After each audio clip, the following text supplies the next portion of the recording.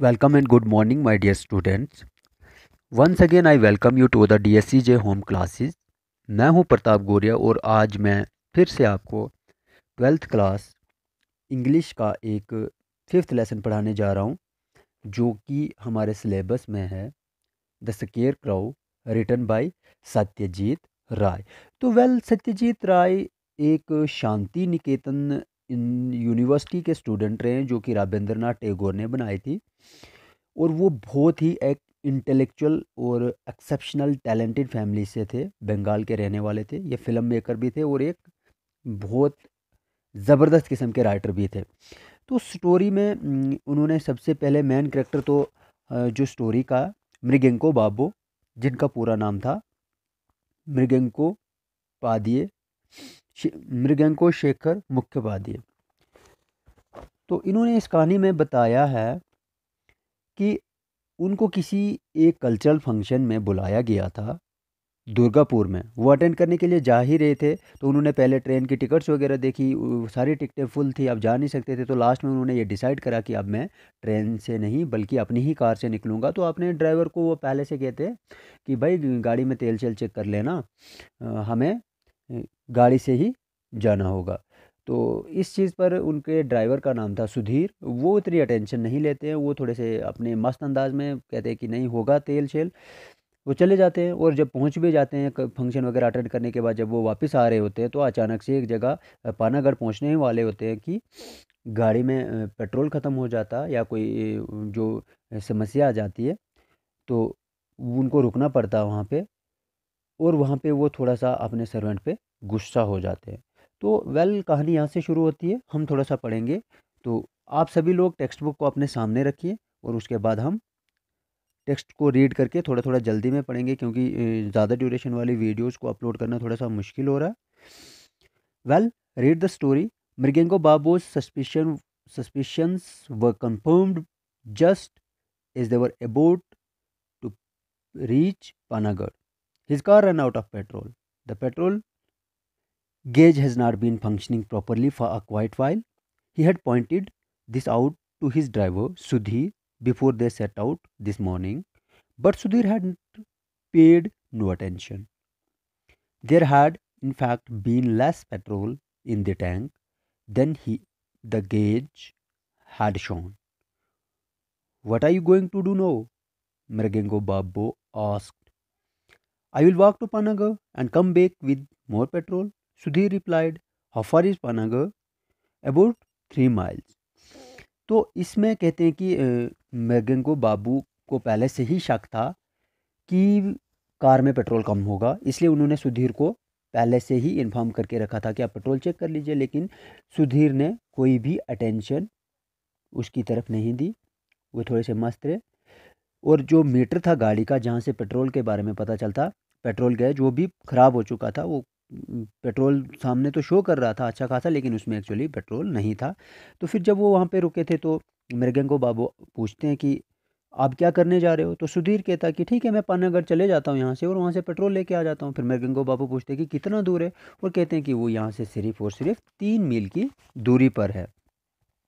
That means I must wait here for at least 2.5 hour. तो कहता है कि शायद 2 या ढाई घंटे फिर मुझे यहाँ पर वेट करना पड़ेगा। इट्स ऑल योर फॉल्ट, और ये सब आपकी गलती है। What am I going to do? तब तक मैं यहाँ पर क्या करूँ? Have you thought of that? क्या आपने कभी इसके बारे में सोचा? Mriganko Babu was an amiable man. वैसे वो खुश मिजाज आदमी था, बहुत हंसने खेलने वाला आदमी था। He did not usually strip at his driver a servant. वो कभी भी अपने ड्राइवर या अपने सर्वेंट्स पे कभी भी गुस्सा नहीं करते थे। वो कभी भी उनको परेशान नहीं करते थे, या आमतौर पर कहते हैं कि हंसी हंसी खुशी के साथ रहते थे। But the thought of sitting alone in his car for more than 2 hours in the middle of nowhere made him irritable. कहते हैं कि अब 2 या ढाई घंटे गाड़ी में बैठना था, ये चीज़ सोच के वो, ये बात इनको परेशान कर रही थी, इरिटेट कर रही थी कि अब मैं कैसे बैठूं। You would better leave. कहते कि ठीक है, आप आपको जल्दी जल्दी जाना चाहिए। Can we make it back to Calcutta by 8 o'clock? It's now 3:30। कहते कि क्या हम शाम तक पहुंच सकते हैं कलकत्ता वापस? अभी तो 3:30 बज चुके हैं। Oh yes sir, will certainly be back by 8। कहते हैं कि हम यकीनन 8 बजे तक वापस पहुंच जाएंगे। Here is the money for the petrol, don't make this mistake again, you must never take such a risk on a long journey. तो उनको कुछ पैसे देते हैं पेट्रोल के लिए और कहते हैं कि ये दोबारा से ऐसी गलती नहीं करना, तो ये लो और जल्दी से जाओ, और इतने लंबे सफ़र पे जाने से पहले हमेशा चेक कर लिया करो। Sudhir took the money and left for Panagarh. अब सुधीर ने पैसे लिए और पानागढ़ के लिए निकल पड़े। Mriganko Shekhar Mukhopadhyay was a famous and popular writer. ये बहुत फेमस और पॉपुलर राइटर थे।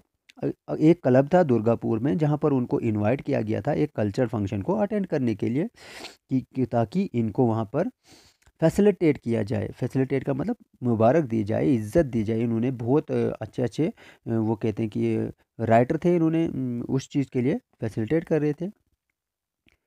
और उनको सीट नहीं मिली थी, रिज़र्व सीट नहीं मिली थी ट्रेन में, तो इसलिए उन्होंने सोचा था कि हम डिपार्चर बाय कार, कि हम कार से ही निकलेंगे। He had left for Durgapur. अब वो दुर्गापुर के लिए निकल पड़े थे quite early in the morning, सुबह ही निकल पड़े थे। एक कप चाय पीने के बाद चले गए थे। अभी वो रास्ते में वापस आ रहे थे घर के लिए। He was not one two believe in superstition. अब कहते हैं कि ये अंधविश्वास पे बिलीव नहीं करते थे, और यकीनन and certainly never consulted the almanac before travelling anywhere. और कहते हैं कि कहीं जाने से पहले कोई जंत्री वगैरह पत्री या धार्मिक कुछ होते हैं ना हमारे पास कैलेंडर बना हुआ, उसको देखने के बिना ही चले जाते थे। However now it did occur to him that if he had bothered to look at the almanac today, it would not be surprising to find that it forbade long journeys। कहते कि काश आज मैंने जन्म पत्री वगैरह वो जंतरी वगैरह देख ली होती या कोई धार्मिक चीज़ कंसल्ट कर ली होती, तो मुझे पहले से ही पता चल जाना था, तो मैं और अलर्ट हो जाता, और यहाँ पर हम ऐसी सिचुएशन में नहीं फंस सकते। He got out of the car, stretched and little cigarette, then he looked around. अब वो गाड़ी से बाहर आ जाते हैं, कुछ टाइम के लिए टहलते हैं, इधर उधर देखते हैं और सिगार निकालते हैं और उसको सिगार पीना शुरू कर देते हैं। It was the end of January. अब जो मंथ था जनवरी का एंड था। All the crops have been removed from the fields. फसलें वगैरह सारी काट ली गई थी। तो जनवरी का महीना था, सारी फसलें वगैरह जो भी थी उनको क्या किया था, हटा दी थी खेतों से। अब सारे साफ खेत नज़र आ रहे थे। और थोड़े से दूर जब उन्होंने देखा तो वहाँ पर एक उनको छोटी सी हट, एक झूंपड़ी नज़र आई। वो कहाँ पे थी, एक इमली के पेड़ के आसपास। There was no other sign of habitation. कहते कि वहाँ पर रहने का कोई और निशान ही नहीं थे कि यहाँ पर बस्ती है, लोग रहते हैं। हैबिटेशन का कोई निशान नहीं था। और थोड़ा सा आगे फिर उन्होंने देखा तो एक लाइन में बहुत सारे खजूर के दरख्त लगे हुए थे। बियॉन्ड विच ले अ डेंस, उन और उसके पीछे एक बहुत कहते हैं डेंस फॉरेस्ट था, घना जंगल थे, घने जंगल थे वहाँ पे। This was the seen that greeted him on one side of the road on the eastern side. तो यही चीज़ उसको, यही नज़ारा वहाँ पर गाड़ी से बाहर निकलने के बाद लगा। ऑन द वेस्टर्न साइड जब उसने मगरिब की तरफ देखा, things were not all the different. चीज़ें कुछ अलग सी नहीं थी।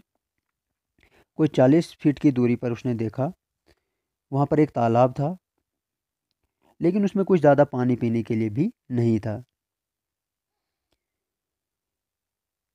The few trees that were visible were all quite far.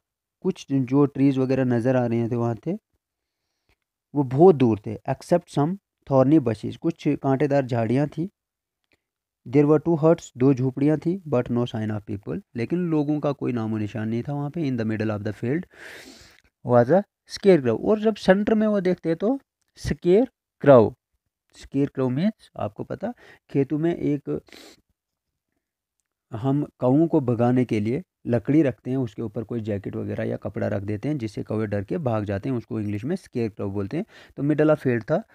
To the north in the sky there was clouds. अब नॉर्थ की तरफ जब उसने देखा तो वहाँ पर बादल थे आसमान में, but it was quite Sunny. जहाँ पे मर्गिंगो बाबू थे वहाँ पे बिल्कुल धूप साफ थी जहाँ पर वो खड़े थे। तो आज हम इतना ही पढ़ेंगे। नेक्स्ट वीडियो में मैं यहाँ से आगे आपको कंप्लीट करवाऊँगा। वीडियो एंड तक देखिए, और जिस बच्चे ने वीडियो एंड तक देखी होगी तो यहाँ पर मुझे हैबिटेशन का मीनिंग लिख के बताएंगे, तभी मुझे पता चलेगा कि आपने वीडियो लास्ट तक देखिए। एक हैबिटेशन, ठीक है। उसके बाद दूसरा मीनिंग जो आपने लिखना वो अलमैंक, और 3 मीनिंग लिखने, और तीसरा मीनिंग आप कौन से वर्ड का लिखोगे यहाँ पे, स्ट्रेच्ड, स्ट्रेच्ड। इन 3 वर्ड्स का मीनिंग लिखोगे। Okay, thank